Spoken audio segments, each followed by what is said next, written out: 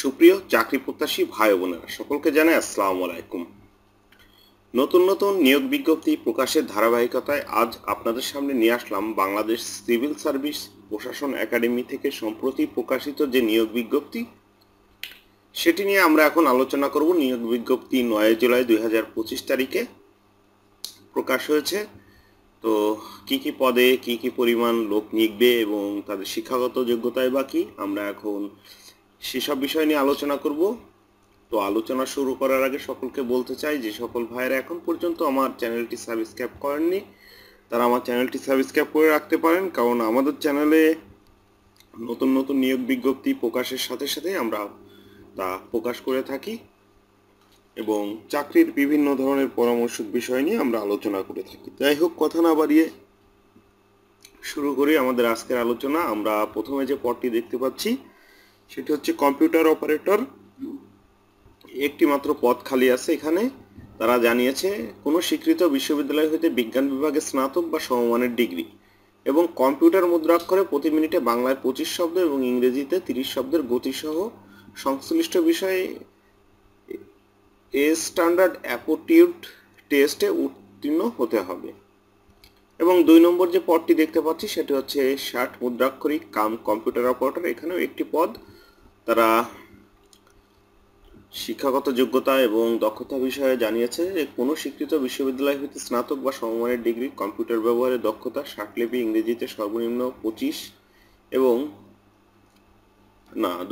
ইংরেজিতে সর্বনিম্ন গতি প্রতি মিনিটে 70 শব্দ এবং বাংলায় 25 এবং কম্পিউটার মুদ্রাক্ষরে ইংরেজিতে সর্বনিম্ন গতি প্রতি মিনিটে 30 এবং বাংলায় 25। কম্পিউটারে word processing, email, fax machine ইত্যাদি চালনায় দক্ষতা ও অভিজ্ঞতা থাকতে হবে। 3 নম্বরে যে পদটি দেখতে পাচ্ছি সেটি হচ্ছে অভ্যর্থনাকারী। সেখানে একটি পদ খালি আছে।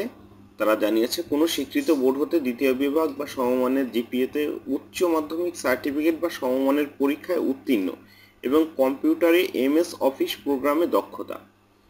এরপরে 4 নম্বরে যে পদটি রয়েছে সেটি হচ্ছে অফিস সহায়ক।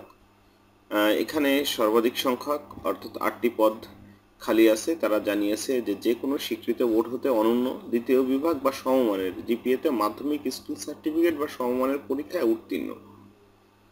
অর্থাৎ উপরের পদগুলোয় আপনাকে ইন্টার পাস করতে হবে এবং অফিস সহায়ক এই পদের জন্য আবেদন করতে গেলে আপনাকে ন্যূনতম এসএসসি পাস করতে হবে, তবে আপনি আবেদন করতে পারবেন। এখানে কম্পিউটার জানা বা অন্যান্য কাজের দক্ষতার কোনো বাধ্যবাধকতা নেই। তো আমরা পরের যে পদ সেটিতে চলে যাই, সেটি হচ্ছে ক্লাস অ্যাটেন্ডেন্ট। এখানে 2টি পদ খালি আছে। তারা জানিয়েছে যে কোনো স্বীকৃত বোর্ড হতে মাধ্যমিক স্কুল সার্টিফিকেট বা সমমানের পরীক্ষায় উত্তীর্ণ হতে হবে। প্রজেক্টর ও স্লাইড প্রজেক্টর চালানোর অভিজ্ঞতা সহ কম্পিউটার চালানোর দক্ষতা থাকতে হবে। অর্থাৎ আপনাকে এসএসসি পাস করতে হবে, দুঃখিত ইন্টার নয়, এসএসসি পাস করতে হবে এবং প্রজেক্টরে উপস্থাপন করা যে স্লাইডগুলো বিভিন্ন ধরনের সেমিনারগুলোই উপস্থাপন করা হয় সেই স্লাইডগুলো চালানোর অভিজ্ঞতা সহ কম্পিউটার চালনায় দক্ষতা থাকতে হবে। অর্থাৎ আপনাকে কম্পিউটার থেকে সেগুলো পরিচালনা করতে হতে হবে, কাজে আপনাকে সেটি জানতে হবে। এরপরে 6 নম্বরে যে পদটি রয়েছে সেটি হচ্ছে বিনোদন কক্ষ অ্যাটেন্ডেন্ট। এখানে একটি পদ খালি আছে। তারা জানিয়েছে কোনো স্বীকৃত বোর্ড হতে অনন্য দ্বিতীয় বিভাগ বা সমমানের জিপিএতে মাধ্যমিক স্কুল সার্টিফিকেট বা সমমানের পরীক্ষায় উত্তীর্ণ। অর্থাৎ আপনাকে এসএসসি অথবা এসএসসি সমমানের পরীক্ষায় উত্তীর্ণ হতে হবে। Television camera, projector, slide projector চালনায় 1 বছরের বাস্তব কর্ম অভিজ্ঞতা থাকতে হবে। অর্থাৎ আপনাকে টেলিভিশন, ভিডিও ক্যামেরা, প্রজেক্টরে চালানো যে বিভিন্ন ধরনের প্রোগ্রাম অর্থাৎ আপনার স্লাইড শোগুলো এগুলো চালানোর অভিজ্ঞতা থাকতে হবে, বাস্তব অভিজ্ঞতা, তাও ন্যূনতম 1 বছরের। 7 নম্বরে যে পদটি দেখতে পাচ্ছি সেটা হচ্ছে মালি। এখানে একটি পদ খালি আছে। তারা জানিয়েছে এটির জন্য ন্যূনতম আপনার 8ম শ্রেণী পাশ করলেই হবে এবং বাগান রক্ষণাবেক্ষণ পরিচর্যার কাজে বাস্তব কর্ম অভিজ্ঞতা থাকতে হবে। তো আমরা পদগুলো দেখলাম। তো দেখে আসি যে আপনার আবেদন কবে থেকে শুরু হতে পারে। তারা জানিয়েছে যে 15/7/2025 খ্রিস্টাব্দ তারিখে সকাল 10টা থেকে আবেদন শুরু এবং আবেদনপত্র জমাদানের শেষ তারিখ 14/8/2025 খ্রিস্টাব্দ বিকাল 5টায়। অর্থাৎ আপনি প্রায় 1 মাস সময় পাচ্ছেন, প্রায় বলতে 1 মাসই সময় পাচ্ছেন। আপনার আগস্টের 14 তারিখ পর্যন্ত আপনি আবেদন করতে পারবেন। আবেদন করতে গেলে অবশ্যই আপনাকে একটি 300x300 পিক্সেলের ছবি এবং 300x80 পিক্সেলের একটি সিগনেচার আগে থেকেই স্ক্যান করে রাখতে হবে এবং এটার সাইজ যেন 100 কিলোবাইট এবং 60 কিলোবাইটের বেশি না হয়।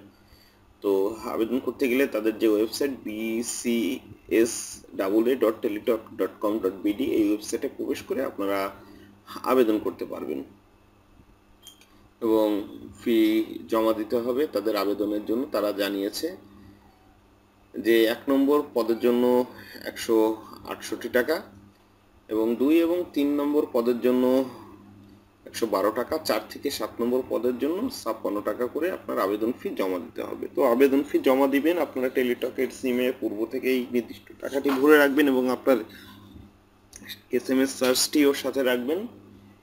রাখার পরে BCSAA স্পেস আপনার আবেদন করার পরে যে ইউজার আইডিটি পাবেন সেই ইউজার আইডিটি লিখে সেন্ড করবেন 16222 এই নাম্বারে।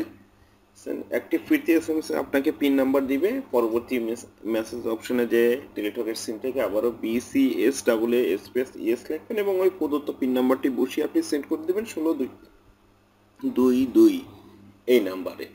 তো সেন্ড করার পরে আপনার টেলিটক থেকে আপনার টাকাটি কেটে নেবে এবং আপনার আবেদনটি গৃহীত হবে। পরবর্তীতে আপনাকে একটি ইউজার আইডি এবং একটি পাসওয়ার্ড প্রদান করবে, সেটি আপনি সংরক্ষণ করবেন এবং আবেদন শেষ করার পরে অবশ্যই একটি আবেদনের কালার প্রিন্ট কপি সংরক্ষণ করে রাখবেন। তো বন্ধুরা, আপনাদের জন্য এই ছিল আমার আজকের যে নিয়োগ বিজ্ঞপ্তি, সেটি নিয়ে আমরা আলোচনা করলাম। বাংলাদেশ সিভিল সার্ভিস প্রশাসন একাডেমিতে যারা আবেদন করতে চান তারা দ্রুত সব কাগজপত্র রেডি করে রাখেন, কারণ আগামী 15 তারিখ থেকে আবেদন শুরু হবে।